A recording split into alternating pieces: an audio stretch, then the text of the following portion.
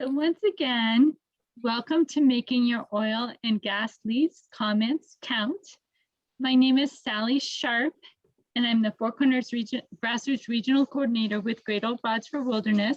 And let's take a moment to sit in silence and set our intentions. Just take one deep breath together and let it out. And now I would like to begin with a land acknowledgement. So this is from our Great Old Broads office, and the printer's going. We acknowledge that our sustenance and prosperity is derived from lands from which Native peoples who have been caretakers of these lands for hundreds of generations were forcibly removed. These lands in Durango, Colorado, from where I am speaking, were occupied by contemporary Hopi and Pueblo peoples, as well as the Cheyenne, Arapaho, Apache, Shoshone, Comanche, Kiowa, and Dene peoples. We acknowledge the lives and histories of these indigenous peoples, along with those of the citizens of more than 200 tribal nations now living in Colorado. And we recognize the heinous injustice of European settlers who exploited and expropriated indigenous peoples and resources. We know that this land acknowledgement is but a small first step towards reconciling our histories. We commit to learning more about indigenous peoples here and pledge our time and resources to serve the causes of healing from trauma while advancing tribal sovereignty and self-determination, and working for equity and representation at every table where decisions are made about the management of all the lands of this continent, all of which are Native homelands. Now let's introduce our speakers, starting with Andrew. Hi, I'm Andrew Forkas Goodmanson. I'm the Deputy Director of LOGIC, the League of Oil and Gas Impacted Coloradans. Coming to you from Denver. My focus on the presentation today will be a little bit about what's going on with these lease sales in Colorado. And Sally, are we just moving on with other introductions? Cool. Next, we'll have John Rader. Good evening, everyone. Thanks for joining us. I'm John Rader. I'm a conservation advocate and staff attorney with the Wyoming Outdoor Council. And we've been heavily focused on oil and gas leasing. We were really ground zero of the previous administration's energy dominance policy. And so we'll be discussing some of those conflicts in Wyoming this evening. And I'll turn it over to Allison Galinsky. Hello, I'm Allison Galinsky. I'm the principal conservation geographer at Rocky Mountain Wild. I'm joining from the Denver metro area, and my pronouns are she, her. And I will be talking about some tools that I've put together using mapping and analysis to help folks write comments. So let's go ahead and get started. I want to share my screen. So let me go ahead and do that now.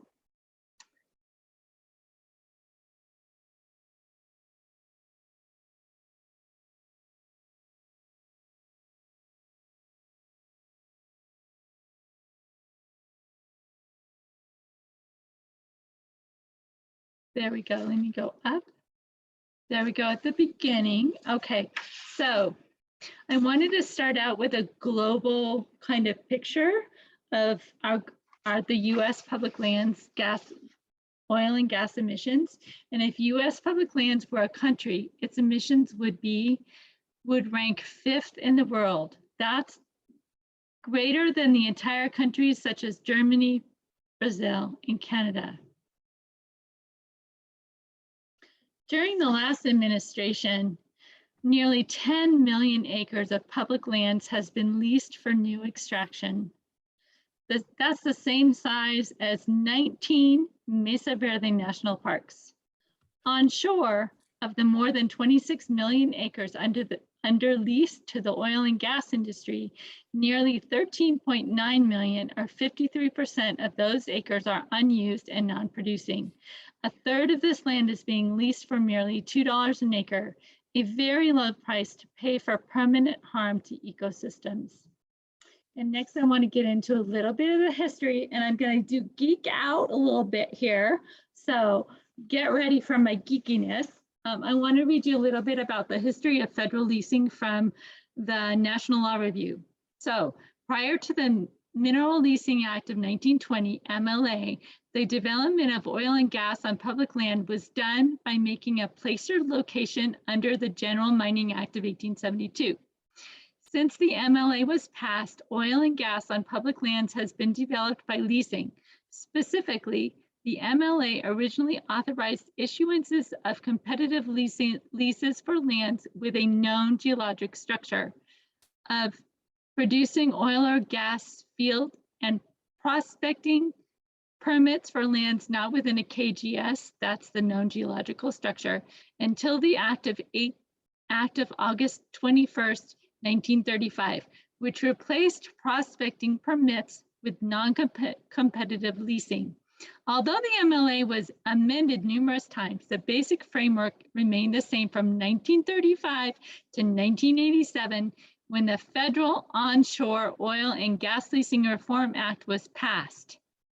And so in this leasing act, the lands must be offered first through competitive leasing at an auction.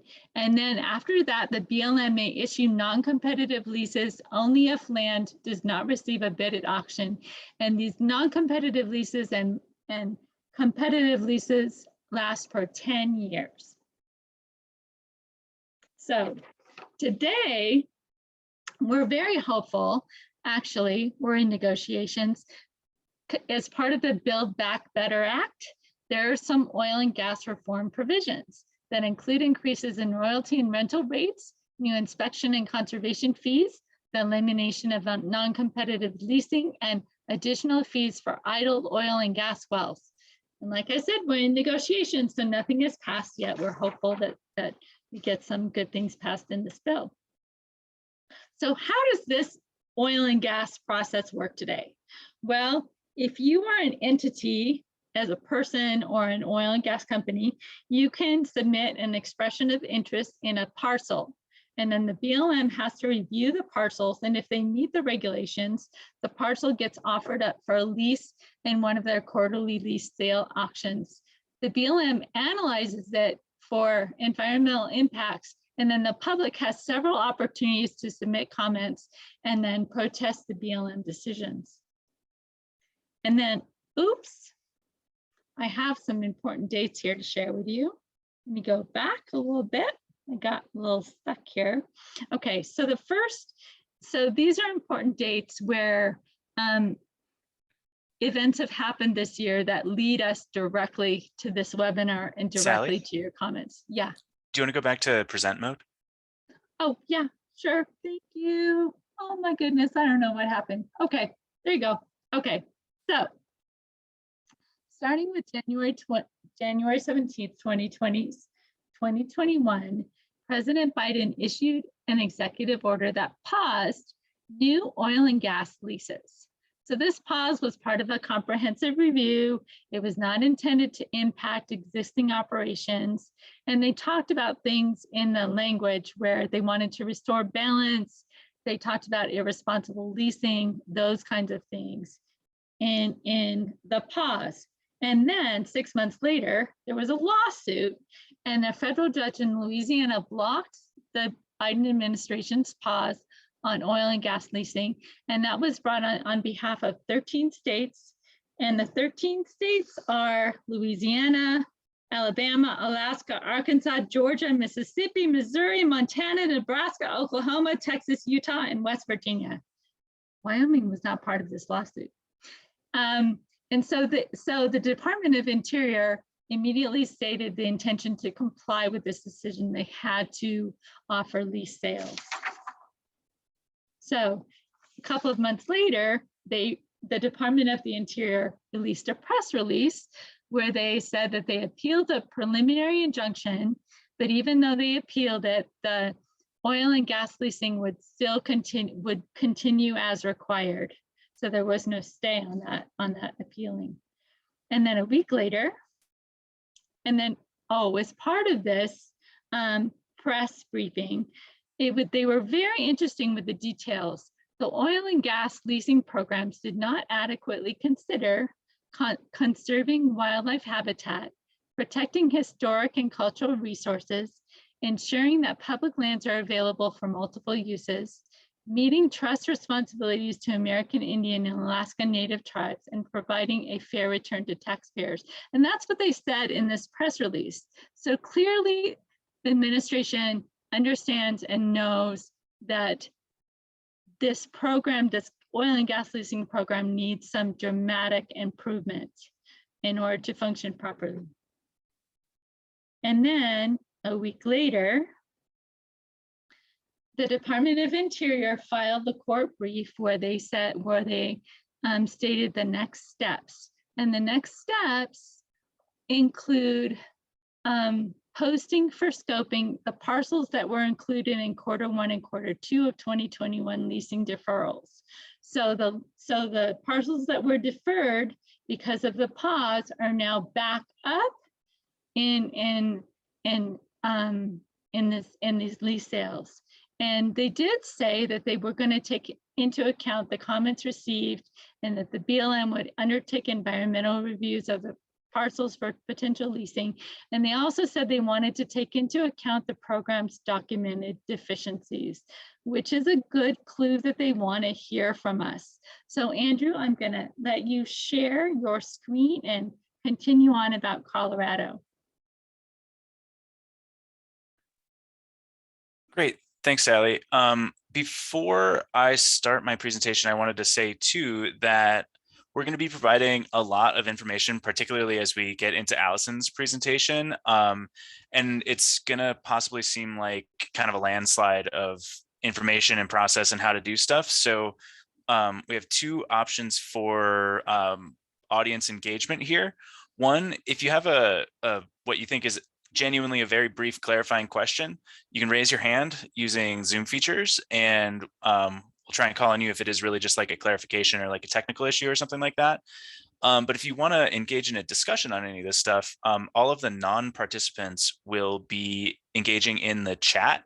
So if you have a question or want to have some like a tangential discussion or something like that, feel free to put it in the chat, and those of us that aren't actively presenting will try and answer your questions or see if you have any other thoughts or ideas about the issue. We want to try and have this be as engaging as possible because we are going to be with you for an hour and a half. Then the final option is save questions for the end, and we do have some time built into our agenda today for more discussion and questions, and we'll also be able to answer some questions in our breakout rooms that are going to happen a little bit later. So with that, I have a brief presentation on what's going on with the lease sale in Colorado. I'm going to put this in present mode.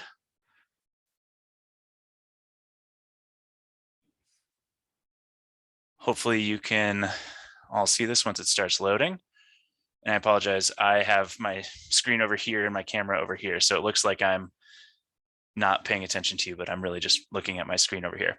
So what we're here to talk about tonight is BLM's first quarter of 2022 lease sale, as Sally described. It's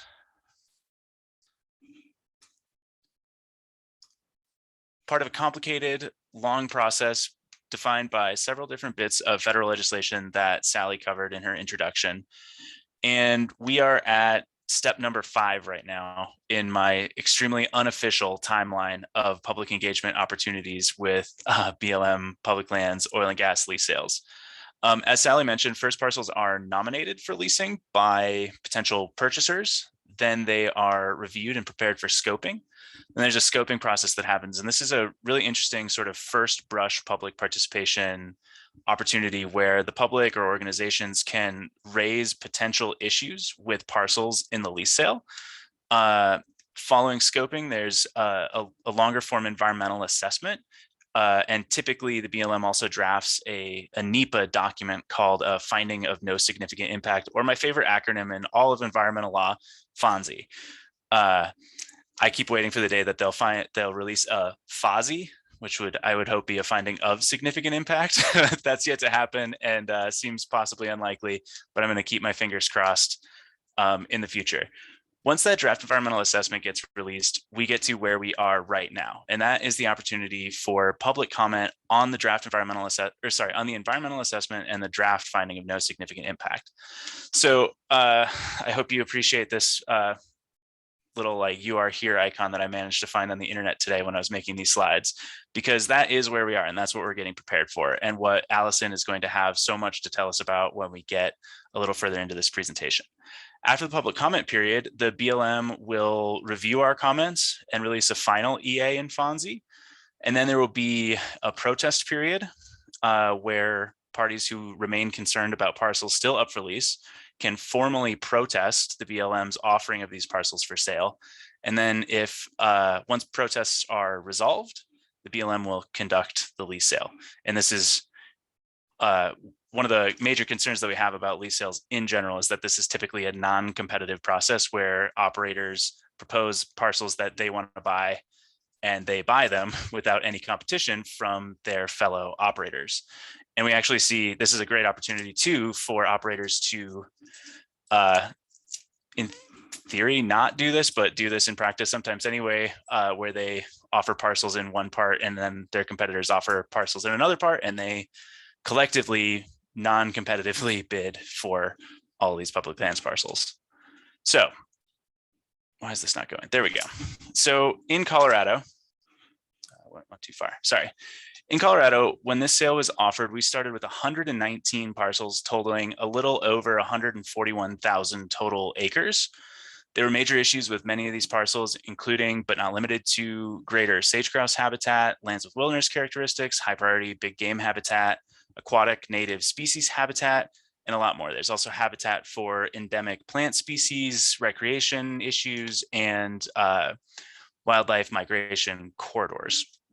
So a lot of organizations and individuals submitted scoping comments, and as a result of that, the BLM agreed to defer almost 135,000 acres and 110 of the 119 parcels.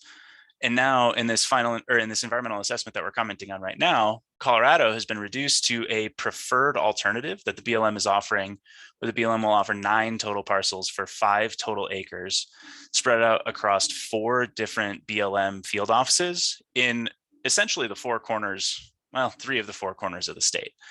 The good news is that 130,000 acres were deferred. Unfortunately, these were just deferred and not entirely withdrawn, so they could be re-included in another future lease sale. So we don't get to just forget about those parcels. We have to keep working on this. But the good news is that the BLM's preferred alternative is significantly smaller. Unfortunately, many of the same issues that we were concerned about still exist with the remaining 9 parcels. And I'm not going to get into too much detail because this is actually what we're going to cover in our super fun breakout sessions that we have. We're going to go and look through some individual parcels and see what issues remain with them. But the last thing I want to talk, oh, sorry, I forgot I had this great map. This is a map that we're going to see in much more detail. You can see some very small red dots and a lot of gray dots. And this is a map in Colorado of the gray dots, which are deferred parcels, and red dots, which are the parcels in Colorado that are still a part of the proposed lease sale. So the thing I want to talk about before we get into John's discussion of the Wyoming issues is how to have an effective comment in the first place. And that is, to be effective, comments need to be specific. And in this case, they have to be specific and substantive. As much as we all agree with the statement of BLM shouldn't offer more leases, that's not an effective comment. The BLM's heard that a million times, and it doesn't provide them anything that is actionable that they believe fits within their mission. So to be substantive, comments have to do a couple of different things. They can question the accuracy of an environmental assessment analysis. They can question the adequacy of environmental assessment analysis. They can present new information. And what I think is the most important is provide a very specific, reasonable alternative. That is, please defer parcel XYZ for ABC reason. And we're going to get really specifically into these, we're going to cover in detail the ways that you can be specific in these comments, because in my experience, and I'm sure in John and Allison and Sally's experience as well, and many of you that have been engaged in this process before, the more specific and the more substantive your comment is, the more likely it is to have a positive impact on the BLM's action. So I think that's all I have. I had the lucky job of talking about Colorado, where the vast majority of parcels have been deferred already. So I will pass it to Mr. Rader, who has a much more difficult task of talking about the Wyoming sale, which remains exceptionally large. And Sally, you unmuted. Did you want to say something as well? Oh no, you didn't unmute. Sorry. Never mind. You just turned up as green. I'll pass it over to John. Sorry. Thanks, Andrew. Great advice on comment writing there. We'll dig deeper into that in the breakout rooms later. Yes, Wyoming also saw a large number of deferrals. Unfortunately, we started with an enormous lease sale. So after those deferrals, our proposed sale remains enormous. Over 400 parcels were initially scoped. Those were all the parcels that were deferred in sales from the previous administration. So there were two sales that were deferred entirely, mostly because they were leasing vast acreage in sage-grouse core habitat. All of those parcels went back on the table for the first quarter 22 lease sale. And that was about 400 parcels on a little less than 500,000 acres. Since then, a little over half of those parcels have been deferred. All the parcels in priority habitat management areas, except for a few, which the state office apparently forgot and intends to pull. But 190 parcels remain on about 170,000 acres. So it's still a very large sale. And I'll show you a little bit of background context. The Outdoor Council published this infographic recently on the state of leasing in Wyoming, and Wyoming's rectangular, so it's great for infographics. You can see that almost half the state is federally managed, and most of that is managed by the Bureau of Land Management, which is responsible for leasing federal minerals. So the BLM manages about 18 million acres of the 30 million acres of public land in Wyoming. And of those 18 million acres, somewhere around 11 million acres are currently leased to oil and gas development. So over half of the lands that BLM manages. And what's even more wild about that is 5 million of those acres are just sitting idle. They aren't being developed at all. And that's the product of speculative leasing, which has been really rampant in the previous administration and unfortunately has continued into scoping in this sale. Speculative leasing is where oil and gas companies nominate vast acreage in these expressions of interest that Sally talked about earlier. And there's been an unfortunate practice at BLM where BLM has offered nearly every parcel, at least in Wyoming, that industry has nominated. And these parcels may be on lands that have very low oil and gas potential as mapped by geologists. And unfortunately, sometimes they have conflicts with other resources, particularly conservation resources. So I'll scroll down a bit here and show you the state of leasing in Wyoming. The yellow, which is almost all covered up, are lands managed by the BLM. And the black are existing oil and gas leases. So you can see there's tons of leases already on the ground. Many of them aren't developed. And many of these leases sold, as Sally mentioned, for the minimum bid, which is $2 an acre.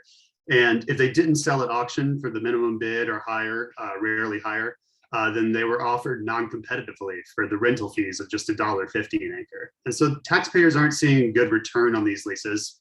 And of course, if the leases are never developed and never produce oil and gas, taxpayers aren't getting any royalties off these leases. This is important for Wyoming because our tax base really comes from oil and gas. About 60% of our state revenue comes from the industry. And so when we talk about fiscal responsibility and the need for fiscal reforms, it's really important to Wyoming. It's also important because we have these great conservation resources that are threatened. And I'll show you some maps of those here, if they will load. One is the sublet mule deer migration corridor. There's 3 designated mule deer corridors in Wyoming.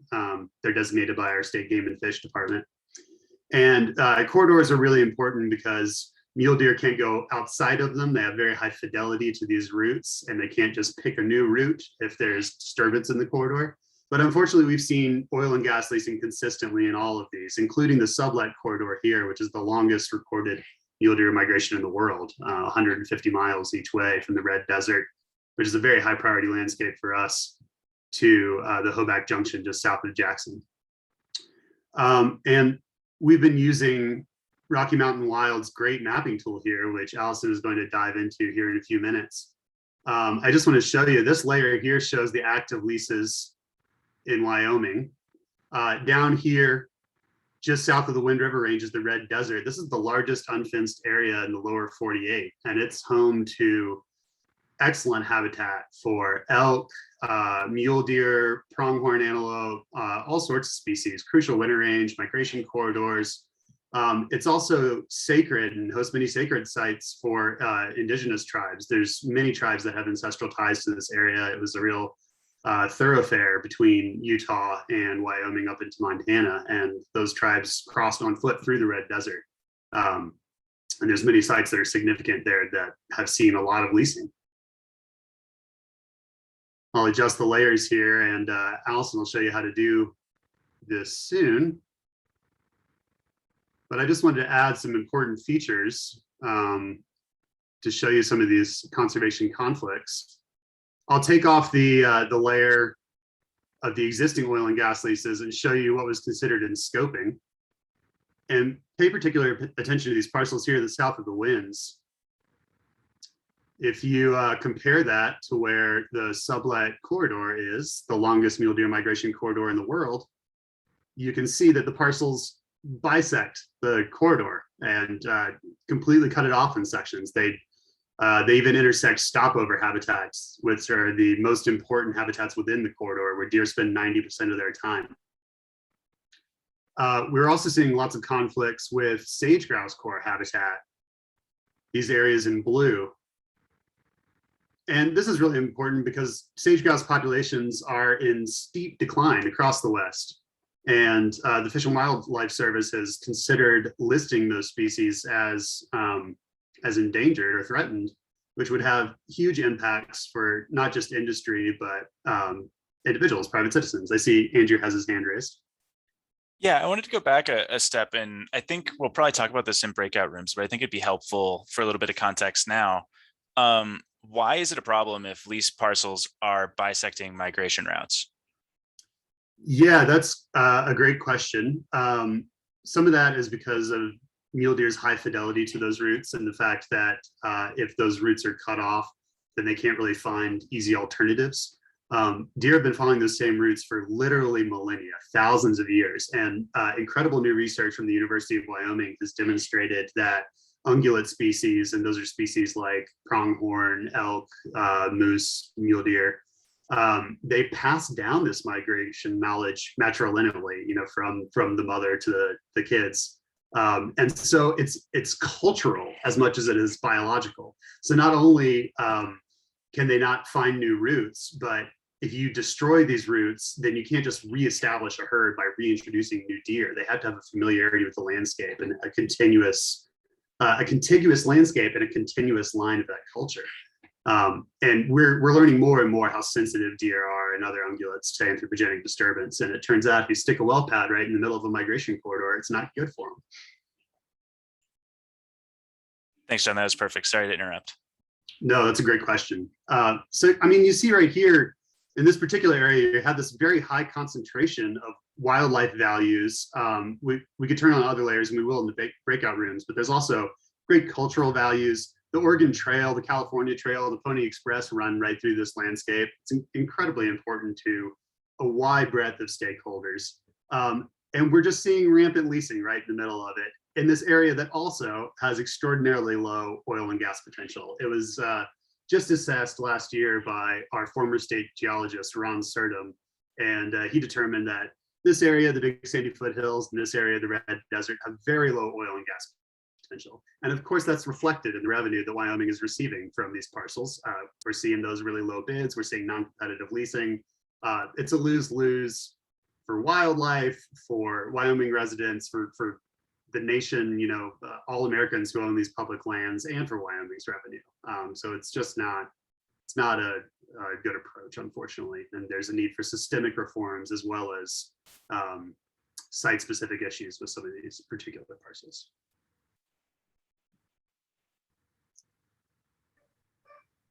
And then, John, while you're zooming out here, I had a clarifying question in the chat. Can you talk about the difference between like minimum rental fees and non-competitive bids real quick? Yeah, absolutely. And thanks everybody for hanging with us through this wonky stuff. I know it's a tricky network of law and policy. Yeah, so the minimum bid is established in the Mineral Leasing Act, or no, I believe it's in FUGLRA, which is my favorite acronym, the Federal Onshore Oil and Gas Leasing Reform Act of 1987. But the minimum bid is $2 an acre, which is extraordinarily low. And that's if operators bid on these parcels at auction. So they get put up for public auction. If you're the only bidder and you bid $2, great, you get the parcel. If nobody bids, then these parcels can be sold over the counter, they say, for just the rental fees. And that's just the fee that you pay the feds to have the lease. It's not competitive, hence non-competitive. And it's only $1.50 an acre. And it's kind of a double whammy because you're getting a really low rental fee or really low bid on these parcels. And because these parcels that aren't driving a lot of competition have very low potential to actually produce oil and gas, they never produce any royalties. And 90% of revenue comes from royalties. So the bids are paltry, and we're getting low rates on even those.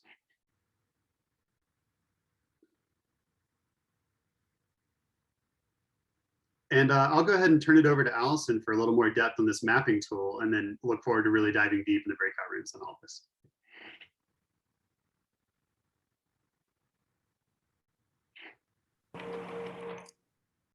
Hi, everyone. Thanks for sticking with this. There have been some really good discussions in the chat, and people are wondering too about, okay, so people are leasing stuff, but they're not developing it. So, is that really a bad thing? And I've gone through a bunch of different management plans for Bureau of Land Management and Forest Service lands.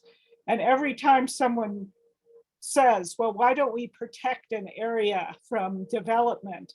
They'll go through and say, well, are there any leases there? There are leases there. That means we've promised someone the opportunity to develop it. Therefore, we can't protect it.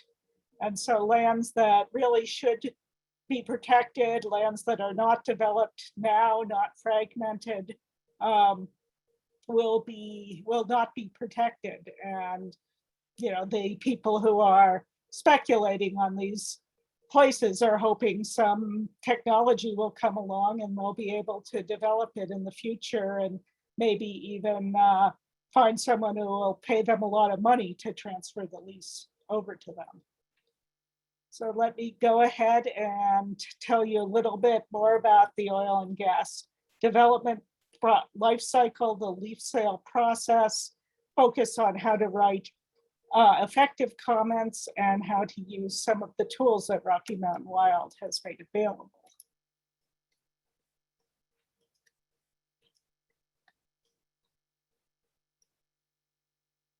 So Rocky Mountain Wild is where I work. We focus on protecting biodiversity in the Rocky Mountain West, and we are here. Couple of maps that I've put together. That's what I do for my job at Rocky Mountain Wild. I get to make maps. And these are showing a real high-level overview of what oil and gas leasing looks like in several of the states in the region. The colorful squares here, the sort of red and purple ones, are places that are leased, and the black dots are oil and gas wells. So that's after the leasing process takes place, then people get permission to drill. Some people are drilling on private land that doesn't need to be leased. Maybe they own the land. Sometimes they're drilling on private land that has, that the federal government owns the minerals, and that's another kind of land that can be leased. And on our website, we have the Oil and Gas Watch page. That's what I'm showing here. We have a toolkit, and we have a page for each of the states that we focus on. So on this top level page, which a lot of people don't even think of clicking here, this shows all the lands that are currently leased. We can see here in Colorado, there's a lot in Northwest Colorado. There's less in Eastern Colorado, but that's because there's not nearly as much public lands there. And as John was showing earlier, a whole lot is leased in Wyoming.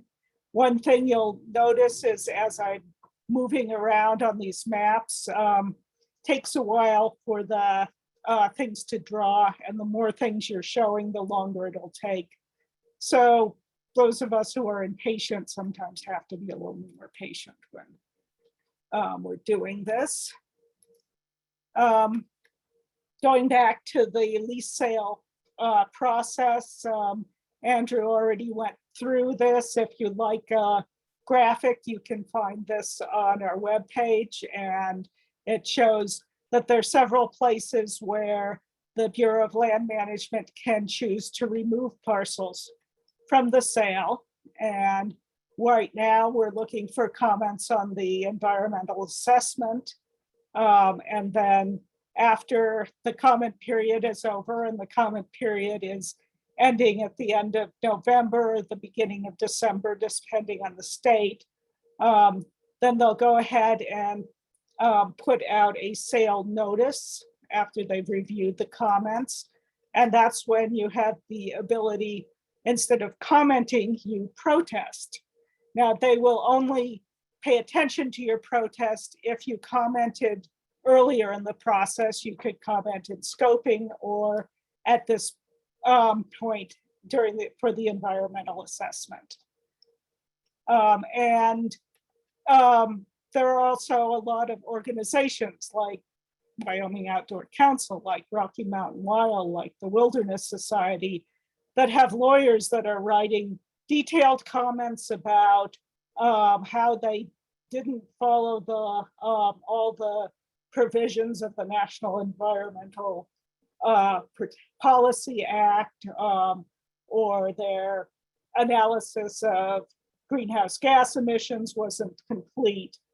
However, the public has, the rest of us, I'm not a lawyer, so a few of us here aren't lawyers, have a really important role, because we can talk about our experience on the land or our experience with the wildlife that is being impacted. We also have a list of suggestions for writing comments.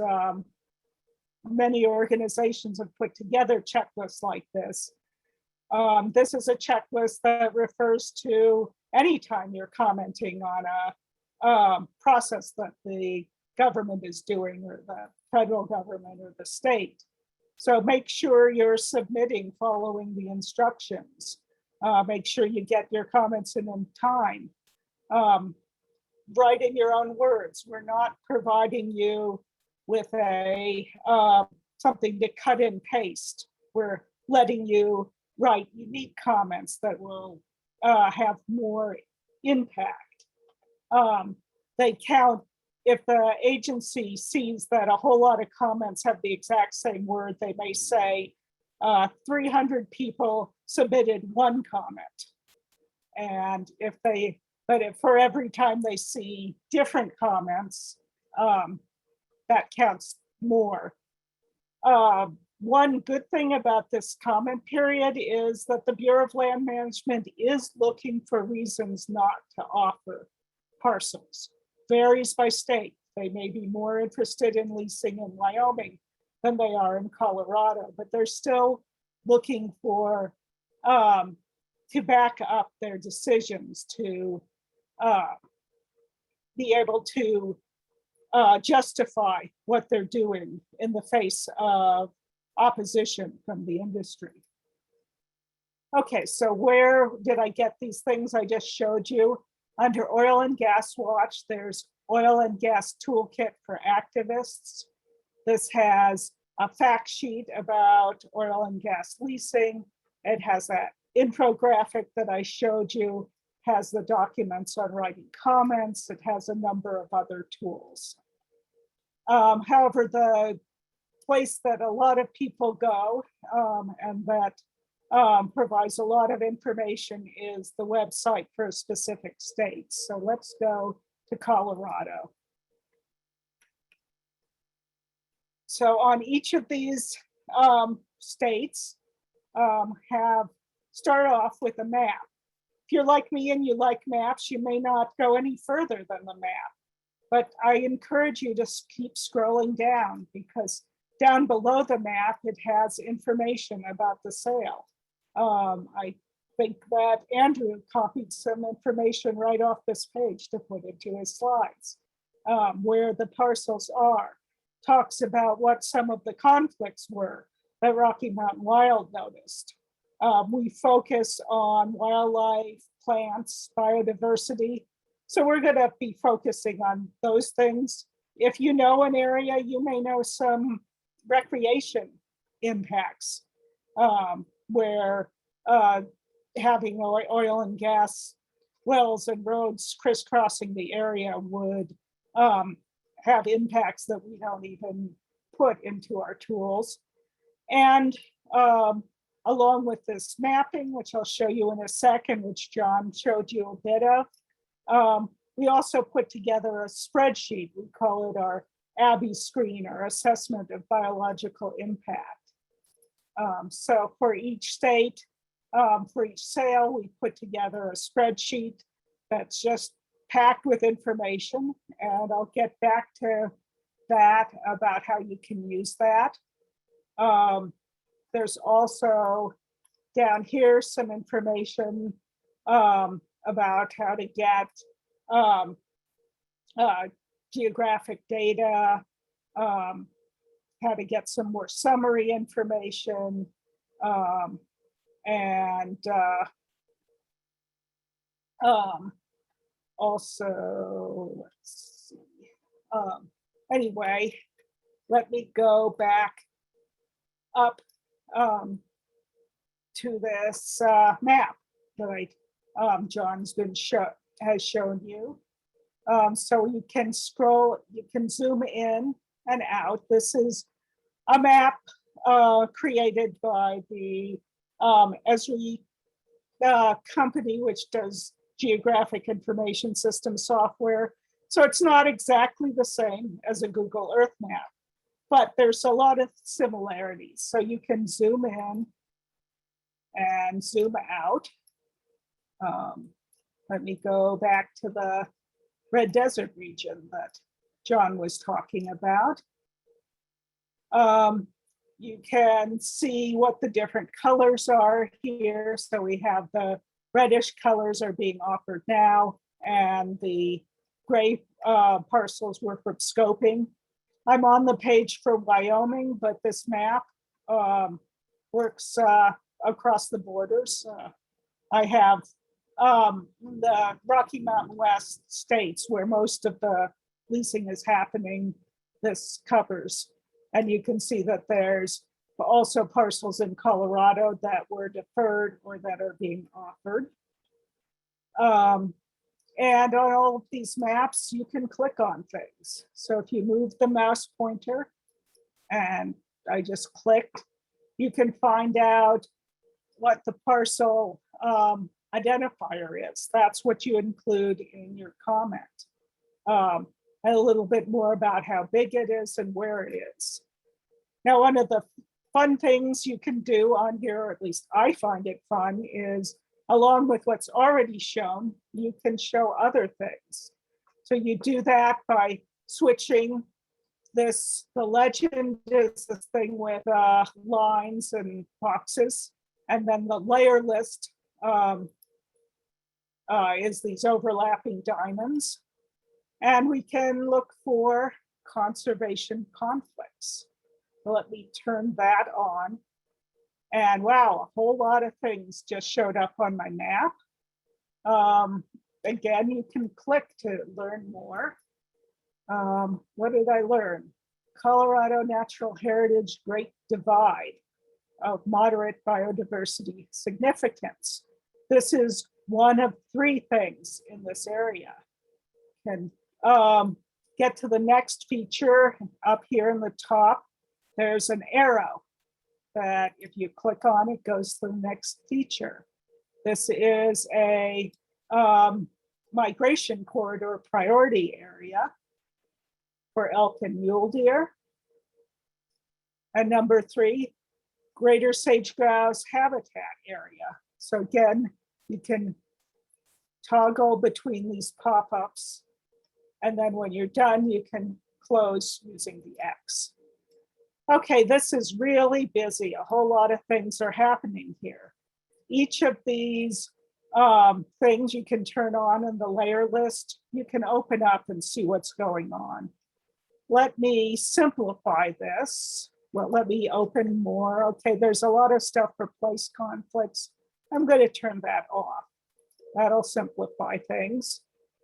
Then under species conflicts, okay, let me, I don't want to look at endangered species right now. I'm going to turn that off. And under other species, let's not look at big game anymore. Let's focus, in fact, on sage grouse. Let me tell you a little bit about sage grouse. How are they impacted by oil and gas leasing? They have this really elaborate mating dances in the springtime. And they go to the same place every year. And they're really smart. They know that hawks and eagles just love to eat them. And they know that if there's a place that they can perch, a tall tree or a gas rig or an oil rig, they know that there might be danger there.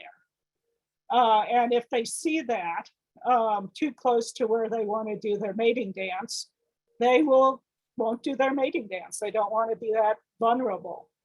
Unfortunately, they're not really smart, because at that point they just say, okay, I'm done.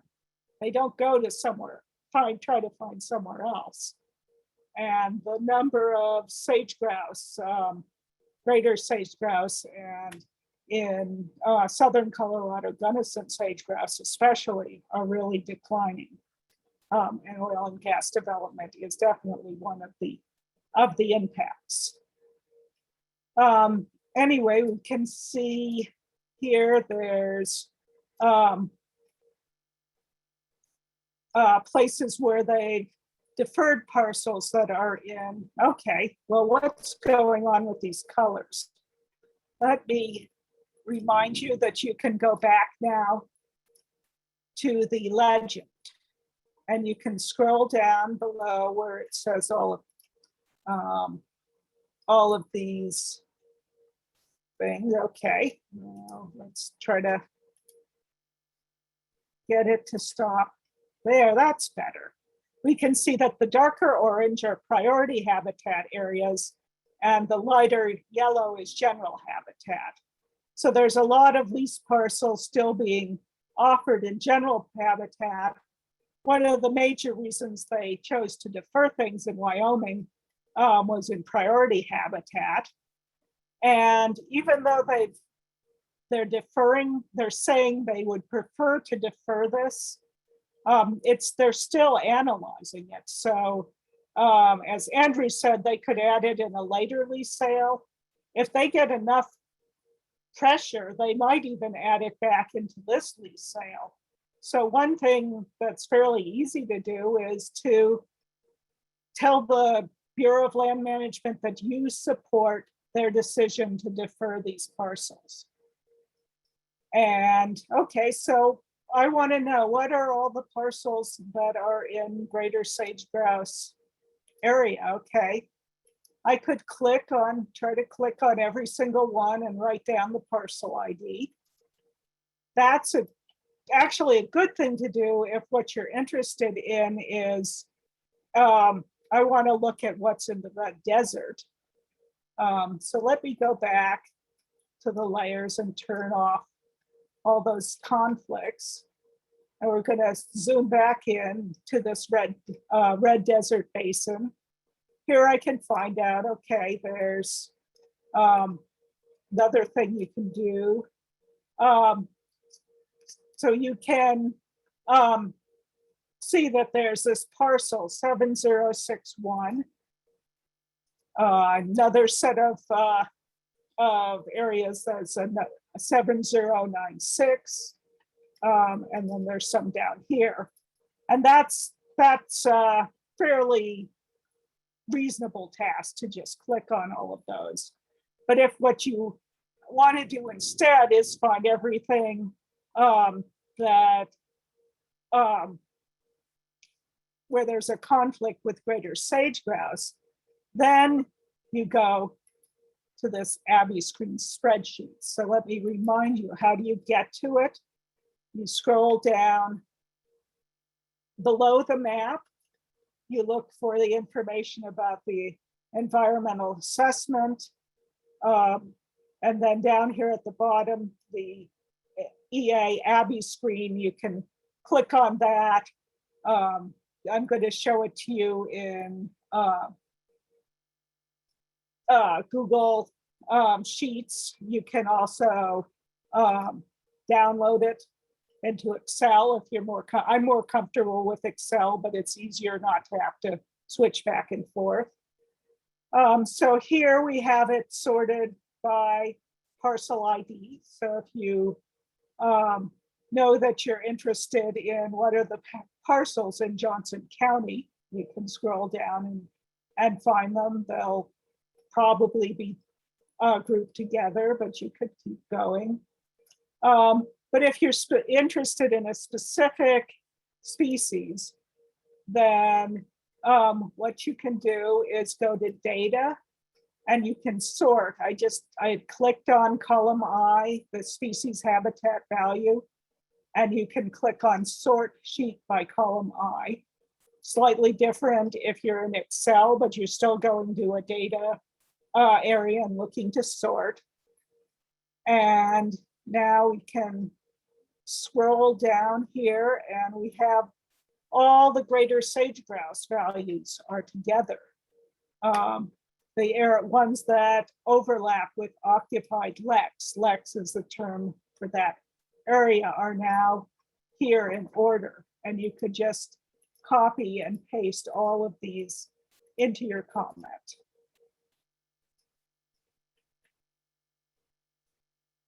And that's something that we find very helpful at Rocky Mountain Wild when we're doing comments.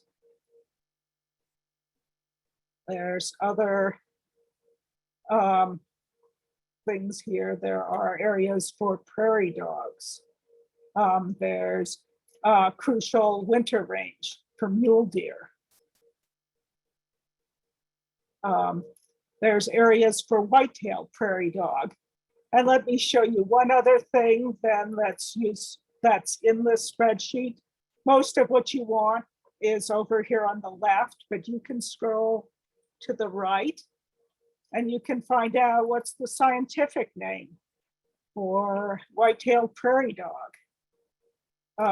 It's a mammal. There are these codes here. Okay, right, what do these codes mean? G4 and S3. Well, Rocky Mountain Wild has a web page for our screen. And on this web page, we have linked to definitions for the nature served statuses. And if you click on that, you can find out that G3 is vulnerable. G4 is apparently secure. G means global. scroll down, you find out that S is subnational, that means state in the United States. It's not P for province in Canada. Nature Serve, their headquarters is in the United States, so that makes it easier